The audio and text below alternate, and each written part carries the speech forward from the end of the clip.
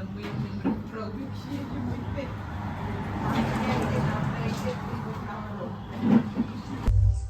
រប់ជំរាបសួរពុកម៉ែបងប្អូនខ្ញុំលីសារស់នៅក្នុងខេត្តបាត់ដំបងខេត្តវត្តគោភូមិបាឡាំង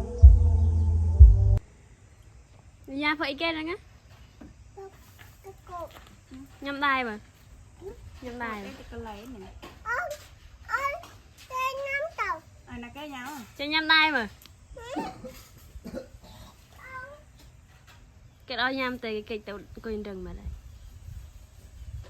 ម្នេះហើយយ៉ាម្នេះមើលអត់ហ៊ានមកឲ្យខ្លាចយើងយីម្នេះមើលខ្លាចយើងសុំវាបាយចៃយីតនេះខ្លាំងទៅញាស់បងអូនយំចេះបានធ្វើណាចេះថាធ្វើតើចៃយីធ្វើអូនមកជិបយំដល់មកសក់លឹកញ៉ាដល់សិតទេសក់កូនហ្នឹងមកឆាប់ឆាប់អូយសក់ស្អីចាប់ស្អីនេះអូយលឹកញ៉ានេះនេះចាប់អីហ្នឹងយ៉ាcái khăn này cái ngu ấy mà không thấy út lẹ bắt lối tại vì sao tình ý nha mày tình nha nè chi tao rồi nhầm gì tại này tao cào này ngày chi tình ý nhầm tao cào này nó không nên mình ấy nhầm tao cào mình ấy tình gì tao rồi mơ thằng tàu rồi chồng tình ấy nhầm cào nè ôi anh phèo nhau nữa ôi bà tao na nè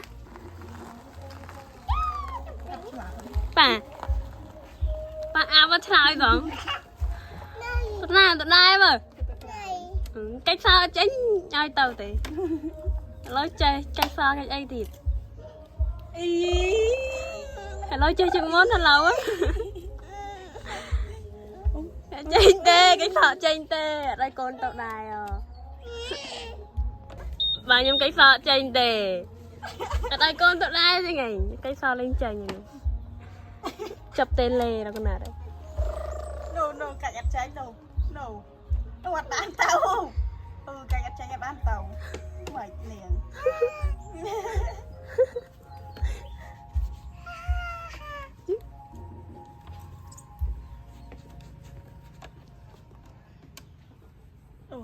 mà dài ở tránh tục rồi vô mất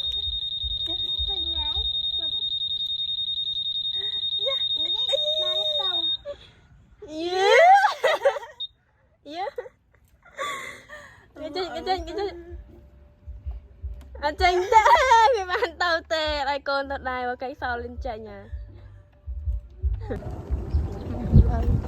chi ta tình say nhầm mới li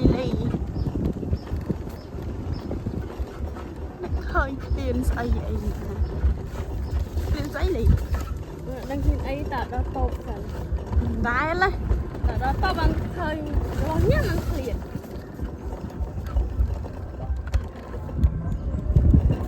ui lôi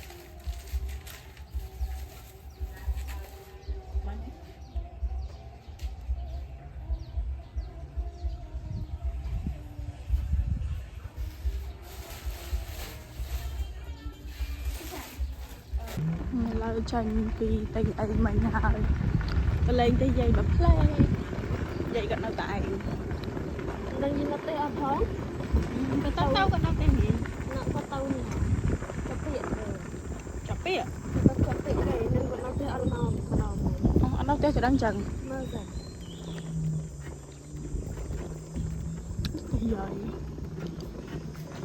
đi Nì, quyện rừng bà đòi. Giá thấy nè ngủ. Dạ tàu sắp bị ấy.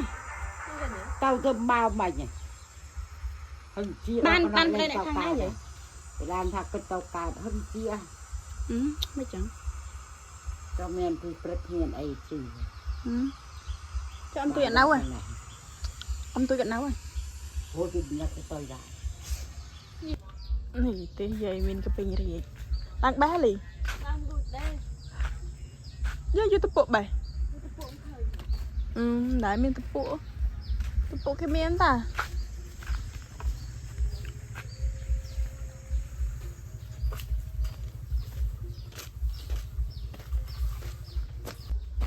Nô nè bè. Cái pin gì. Ô ở tông tông hả lì? Tông mấy khi nó xây nè. Dây bà lợ.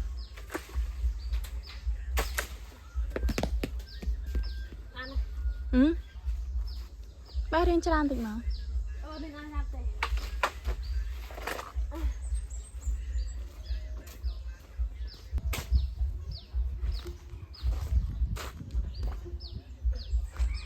Ui nó trời.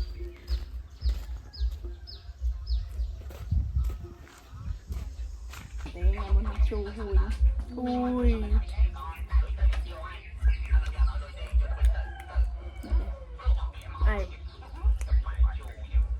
Ai mới phải ăn tận bụng sần. Ố nè nó quật gì bị nghèo vừa cặp đấy với các bạn cặp ai một đôi già rồi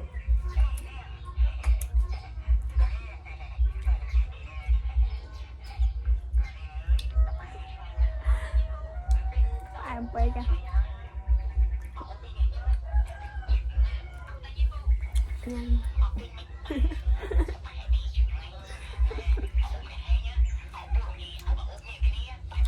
ôi chú à ba cha ba chú rồi đập nữa cái trò nào mình sẽ đập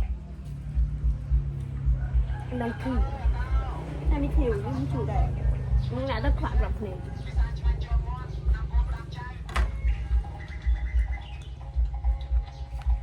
chị tụi bay nhai chơi nhưng tụi bay nhai nhưng mà ăn nó vui tê màu thì được rồi thì xi ban là tròn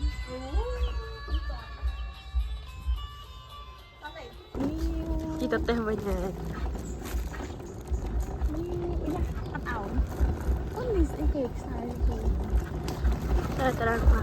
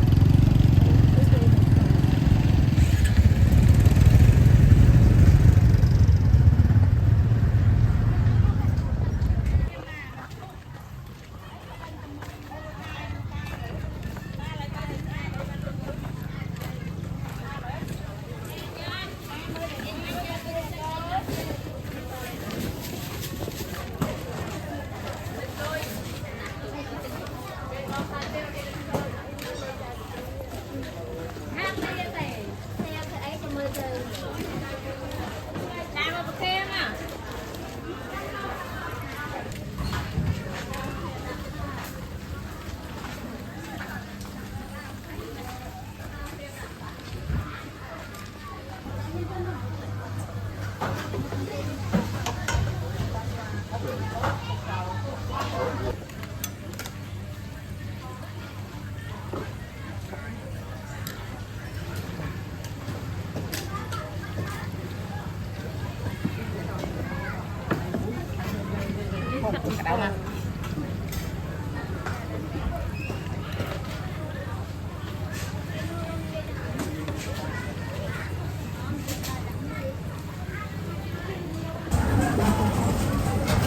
đâu mà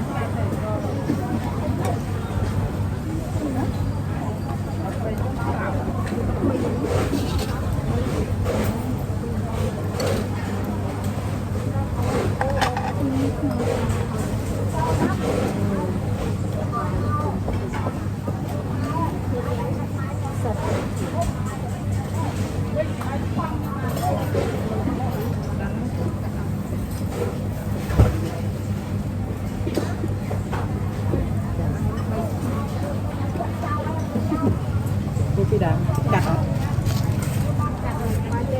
ba nhé đi cho các bạn về các bạn về lo ai đâu về Sao cho thao có như vậy? đập là không bay ở bên thao tê dân mặc đông đông bay và thao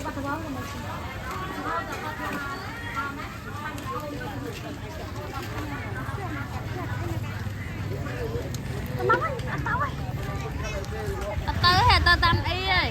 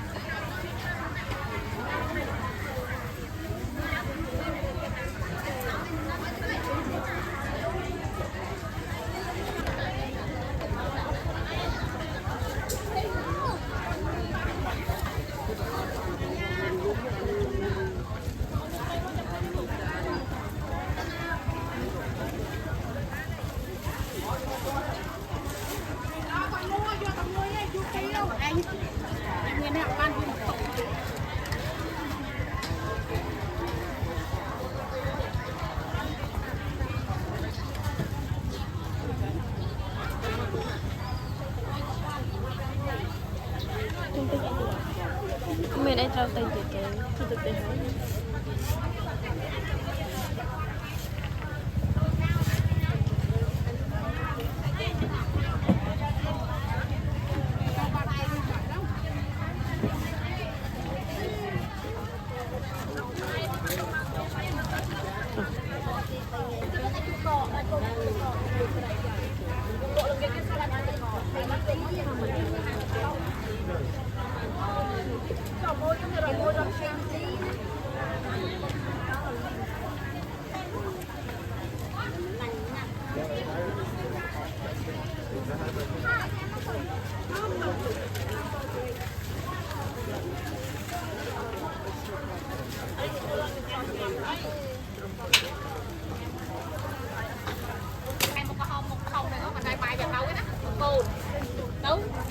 Tôi một nắng miền tây sọ bay buồn khoang hay tôi xa đó đập về rồi đâu tình ấy trái